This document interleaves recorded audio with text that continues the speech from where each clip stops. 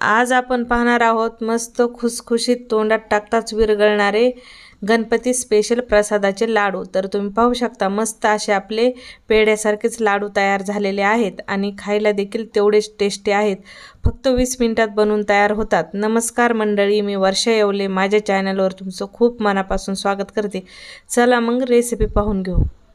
लाडू बनवण्यासाठी लागणारे साहित्य इथे घेतलेलं आहे गावरान मस्त गाईचं तूप, सोबतच घेतलेले आहे पिठी साखर, 1 वाटी डाळव्याचं पीठ जे आपले मार्केटमध्ये डाळवं येतं ना भाजलेलं, ते डाळवं मिक्सरमध्ये फिरून घेतलेलं आहे, एकदम बारीकसर फिरून घ्यायचं आहे। आणि सोबतच अर्धी वाटी इथं नारळाचा खीस घेतलेला आहे, सुक्या नारळाचा खीस आहे।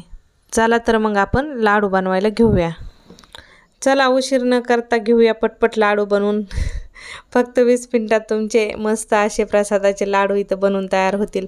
आता मोठं पसरट भांडं घ्यायचं आहे आणि त्याच्यामध्ये आपण ज्या सर्व जिन्नस घेतलेले आहेत त्या टाकून घ्यायच्या आहेत। ह्या सर्व जिन्नस मी ना मेजरमेंट मी तुम्हाला सांगितले आहेत, फक्त तुम्ही इथं साखर जी आहे ना ती कमी जास्त करू शकता तुमच्या गोडीच्या हिशोबाने। पण 1 वाटी डाळव्याच्या पिठासाठी 1 वाटी पिठी साखर परफेक्ट आहे, मस्त पेढ्यासारखेच लाडू बनवून तयार होतात। तर आता इथं मी साखर, नारळाचा खीस आणि डाळव्याचं पीठ घालून घेतलेलं आहे आणि सोबतच आता इथं मी बदामाचे काप देखील घालून घेत आहे। तुम्हाला हवे ते ड्रायफ्रूट इथं वापरू शकता, मी फक्त इथं बदामाचा वापर करत आहे। आता आपण ह्या सर्व जिन्नस छान चमच्याने एक सोबत मिक्स करून घेणार आहोत। या पद्धतीने छान मिक्स केलं की लगेचच आता आपण थोडं थोडं करून याच्यात तूप घालून घेणार आहोत। या लाडूमध्ये तुम्हाला हवं असेल तर तुम्ही विलायची पावडर देखील ॲड करू शकता, इथं मी विलायची पावडर टाकलेली नाही आहे।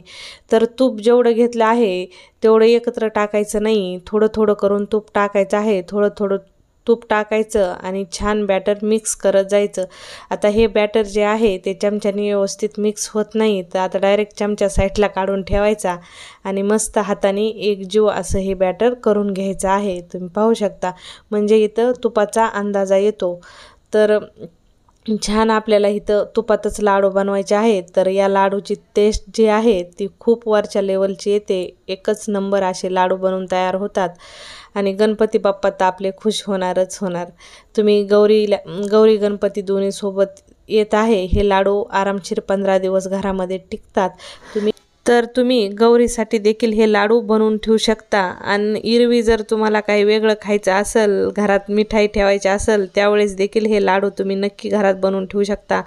एकदम हेल्दी आहेत आणि मुलांसाठी तर परफेक्ट रेसिपी आहे।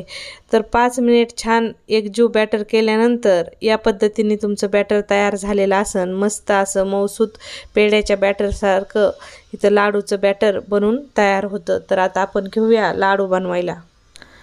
लहान मोठे तुम्हाला कसे हवे त्या पद्धतीने तुम्ही इथं लाडू वळवून घेऊ शकता, इझिली लाडू बनवून तयार होतात।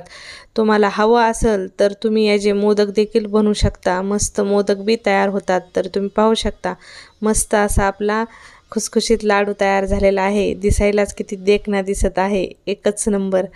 तर मस्त या पद्धतीने बाकीचे लाडू मी तयार करून घेते। जर तुमच्या घरी तुम्ही गणपती बाप्पा बसवत असाल आणि तुमच्याकडे काही वेळ नसेल मोदक वगैरे बनवायचा, झटपट तुम्हाला प्रसाद बनवायचा असेल, तर त्यावेळेस ही रेसिपी एकदम परफेक्ट आहे, एकदम झटपट बनवून तयार होते। आणि तुम्हाला हे कुणी म्हणणार देखील नाही की हे लाडू तुम्ही डाळव्यापासून बनवलेले आहेत, इतकी भारी याची टेस्ट येते आणि खायला तर एकदम बेसनाचे लाडू नसतात का तसेच लागतात। तर इथं माझे सर्व लाडू बनवून तयार झालेले आहेत, मस्त दिसत आहेत, कलर देखील खूप भारी आलेला आहे। आता लाडूला ना मी वरून पिस्त्याने सजवत आहे। तुम्ही तुमच्या हिशोबाने तुम्ही लाडू कशा पद्धतीने सजवायचे आहेत ते सजवू शकता, सजवली नाही तरी चालेल, असेच खूप भारी दिसते। तर रेसिपी कशी वाटली कमेंटमध्ये सांगायला विसरू नका। व्हिडिओ आवडला असेल तर लाईक शेअर नक्की करा।